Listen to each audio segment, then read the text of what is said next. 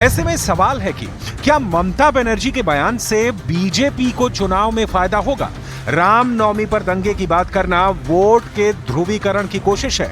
चुनावी लड़ाई में राम को लाने के पीछे ममता की क्या रणनीति? लोकसभा चुनाव में राम किसकी नैया पार लगाएंगे?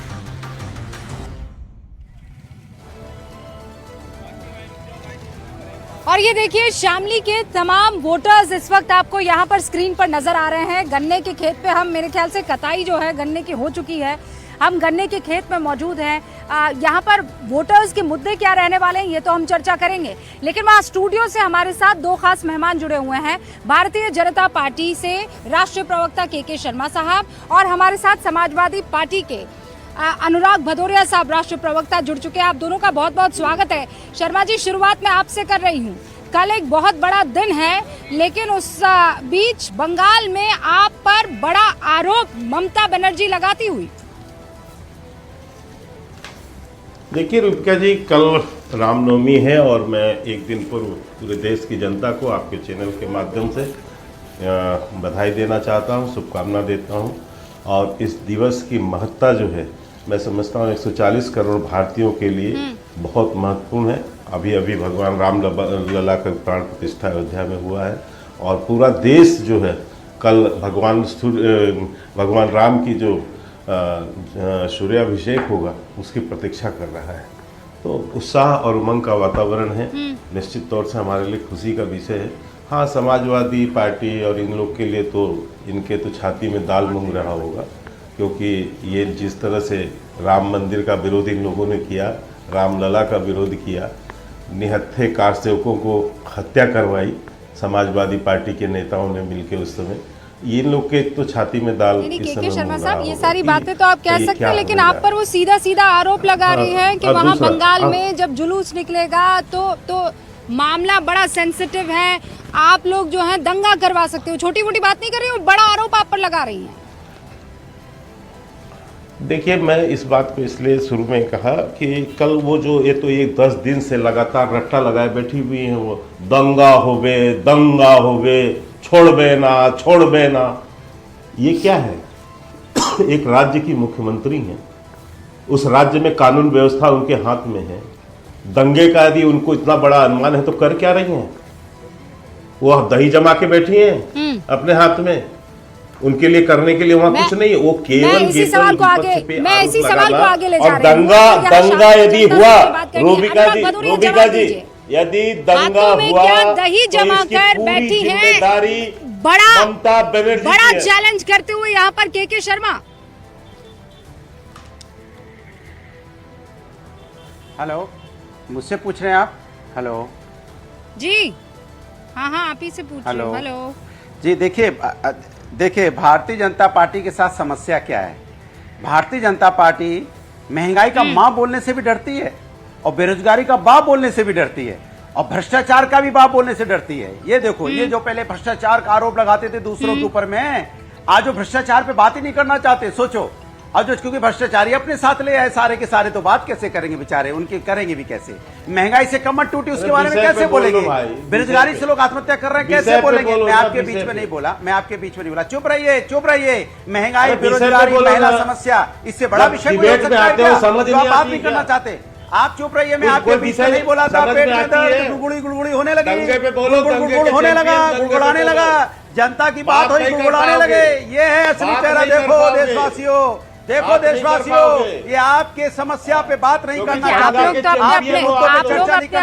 आप लोग अपने ऑफिस में बैठे हुए हैं, जनता के बीच यहाँ न्यूज 18 इंडिया आया हुआ है, जनता के बीच में हम लोग मौजूद है। अनुराग जी, वो आप पर ये आरोप लगा रहे हैं कि आप कह रहे हैं महंगाई का मां नहीं बोल सकते हैं, आप कह रहे हैं बेरोजगारी का ब नहीं बोल सकते हैं, आपको ये कह रहे हैं रामनवमी पर आप राम का रा नहीं बोल सकते हैं।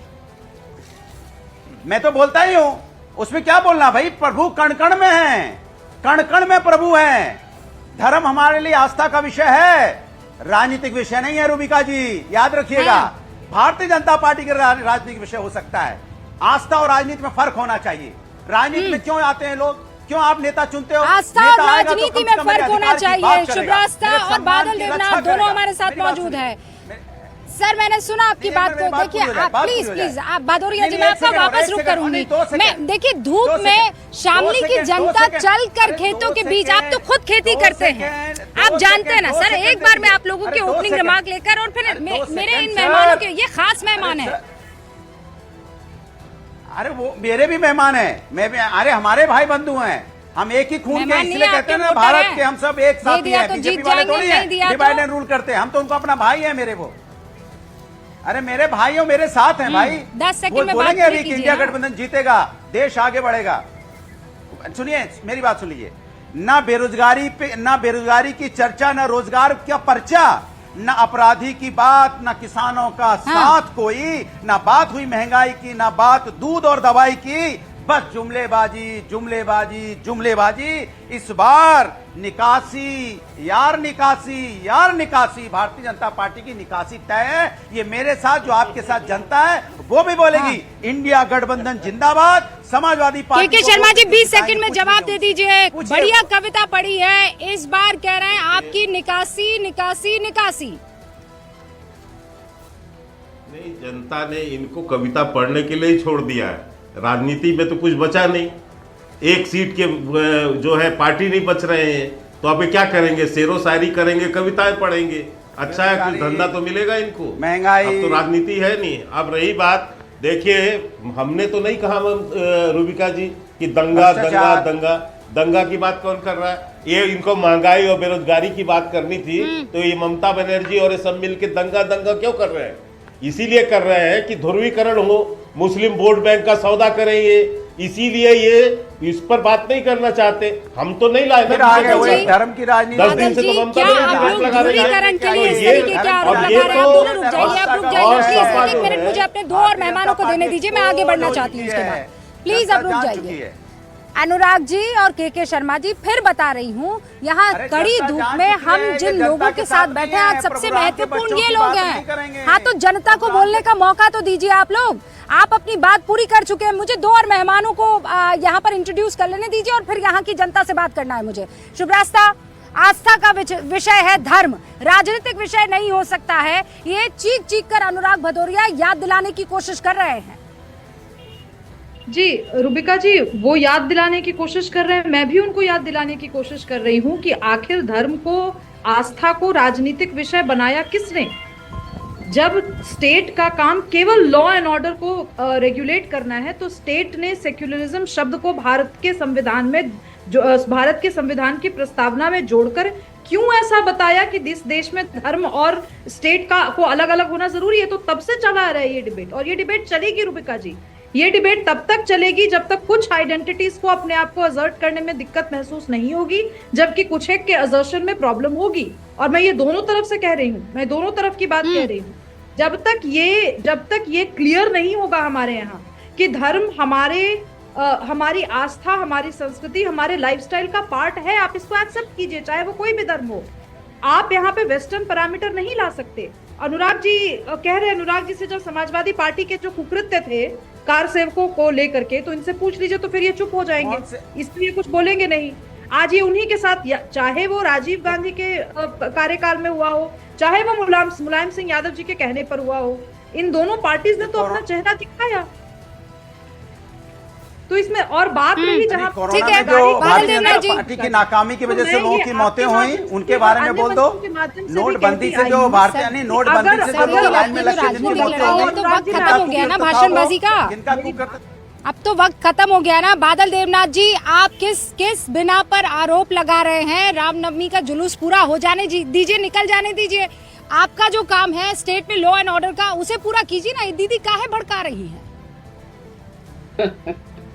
मैडम, मैं आपको कहना चाहता हूँ, जब लेफ्ट का शासन था, वाम शासन जब था, 34 साल ज्योति बसु मुख्यमंत्री था, उसके बाद बुद्धदेव भट्टाचार्य 10 साल मुख्यमंत्री था, उसके बाद 2011 में दीदी ने आया। उससे पहले से बंगाल में, जब से बंगाल में आरएसएस घुसा, यहाँ पर विश्व हिंदू परिषद जब से यहाँ पर घुसा बंगाल में, तब से बंगाल में हर साल रामनवमी के दिन ये लोग सशस्त्र शॉट लेके, पिस्तौल लेके, डीजे लेके, माइक लेके ये रामनवमी के दिन रैली करते हैं मैडम बंगाल में। और जहां जहां पर मुस्लिम इलाका है, देखिए हिंदू इलाका में कोई रैली नहीं होता है, जहां पर मुस्लिम इलाका है उसी इलाका से रामनवमी के दिन इन लोगों को रैली लेके निकलना चाहिए। इसीलिए हर साल एक तो मेरे समझ में नहीं आता, what do you mean by this sir? What do you mean by Hindu इलाका, मुस्लिम इलाका? सबके सब इलाके हैं ना। ये क्या बात हुई कि ये हिंदू इलाका, ये मुस्लिम इलाका? यहाँ जिन लोगों के बीच में मैं बैठी हूँ ना सर, ये मिक्स आबादी है, ये इलाका सबका है, ये हिंदुओं का भी है, ये मुसलमान का भी है। कोई ऐसा नहीं बोलेगा कि ये हमारा इलाका तुम नहीं आ सकते, वो मेरा इलाका तुम नहीं आ सकते। तो ये आप किस तरीके की बांटने की राजनीति, आप सबका बहुत बहुत